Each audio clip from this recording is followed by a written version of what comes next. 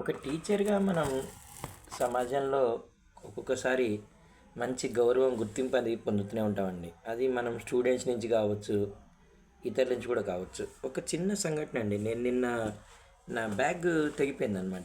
నిన్న తెగిపోతే కుట్టించుకోవడానికి ఒక షాప్కి వెళ్ళాను. సరే, వారు ఒక అమౌంట్ అడిగారు నన్ను. దానికంటే కొంచెం తగ్గించమని అడిగాను. తగ్గించమని అడిగితే కాదండి, నాకు కుదరదని చెప్పారు.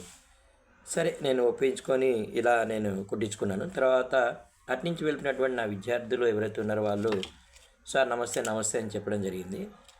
అతను కుట్టేటటువంటి అతను నన్ను అడిగాడు, సార్ మీరు టీచరా అని చెప్పి. నేను చెప్పాను, అవునండి నేను టీచర్ని అని చెప్పి.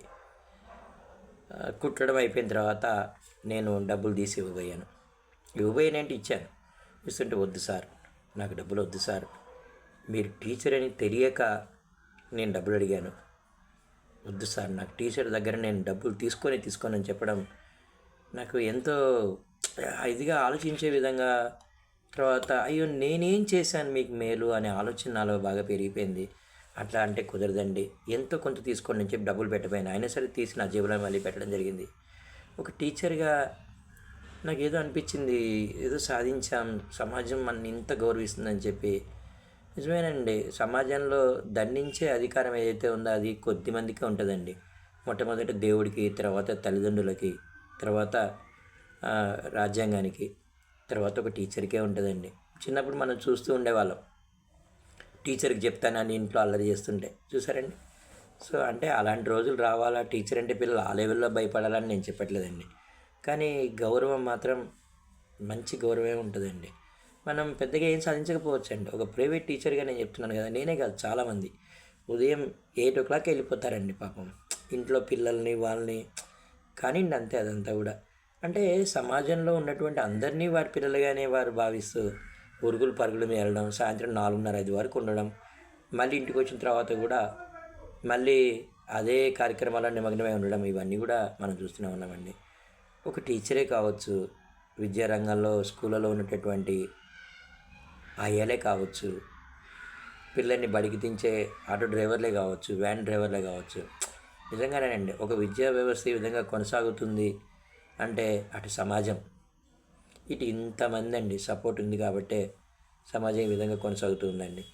ఇక టీచింగ్ రంగంలోకి వచ్చేవారికి ఒకటే ఇదండి అడ్వైజ్ ఏంటంటే, ఒకవేళ మీకు ప్యాషన్ టీచర్గా ఉండాలి, మామూలుగానే చేస్తానంటే okay, you come to teaching, no problem అండి. ఏదో లెక్చరర్ ఆర్ ఏ ప్రొఫెసర్గా కావచ్చు, ఒక టీచర్గా రావచ్చండి. కానీ ఏదీ లేదు కాబట్టి నేను టీచర్గా అవుతున్నాను మాత్రం చెప్పకండి దయచేసి. It's a very wonderful profession అండి ఇది. మనకి కమిట్మెంట్ అని ఉండాలి. ఇంకా డబ్బులు అంటారా, రావచ్చు రాకపోవచ్చు అండి. గౌరవం కూడా అదే విధంగా ఉంటుందండి. నాకు ఇటీవల ఏదో అన్నమయ్య జిల్లాలో జరిగినటువంటి, ఏపీలో జరిగినటువంటి ఒక సంఘటన మనసుని కలిచివేసిందండి. నిజంగానే విద్యా వ్యవస్థలో టీచరు, పిల్లలు అనేవారు ఒకే చట్టంలో ఉండే చక్రం లాంటి వారండి. అన్నీ సక్రమంగా ఉంటేనే నడుస్తూ ఉంటుందన్నమాట. ఏదైనా ఎవరి జీవితమైనా చిన్న జీవితాలేనండి, అది టీచర్దే కావచ్చు, ఎవరిదైనా సరేనండి. పెద్ద పెద్ద గొప్ప గొప్ప జీవితాలు ఎక్కడుంటాయండి. నిజంగానే నాకు గురుమూర్తి సార్ గారు నిన్న కలిసి చెప్తుంటే, పిల్లలందరూ అమెరికాలో అలా వెళ్ళిపోయిన తర్వాత చాలామంది జీవితాలు అంటే గతి తప్పాయని చెప్పడం కాదు కానీ ఒంటరితనంతో మదనపడ్డం, పెద్ద పెద్ద ఇల్లులు ఉండడం, దాంట్లో ఇద్దరే నివసించడం, ఏదో అయ్యో పిల్లల దగ్గర లేమైనటువంటి భావన కావచ్చు. ఒకవేళ అబ్రాడ్ వెళ్ళాలంటే ఏంటండి ఈ వ్యవస్థలన్నీ కూడా.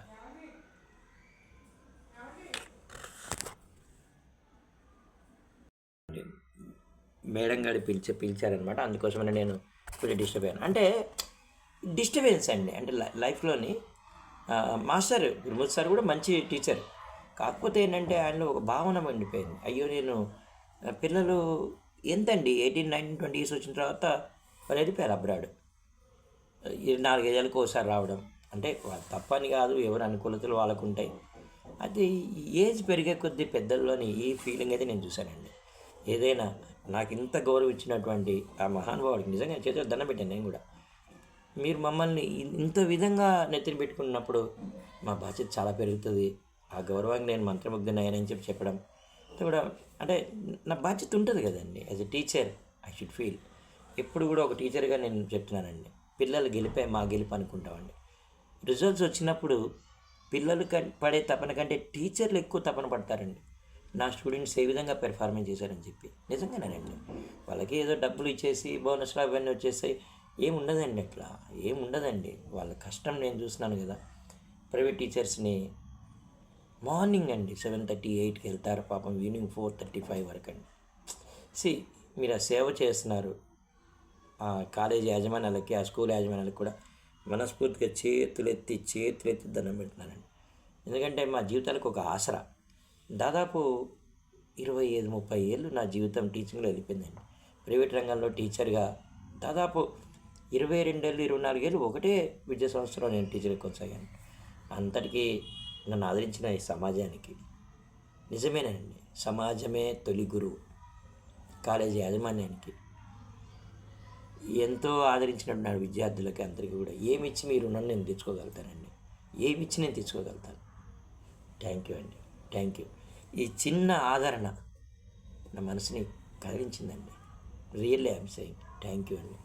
Thank you. ఒక టీచర్ పట్ల మీరు చూపించినటువంటి ప్రేమ, అభిమానానికి అందరి టీచర్ల తరఫున, ఈ ప్రతి టీచర్ తరఫున నేను అభినందనలు తెలియజేస్తున్నానండి. Thank you.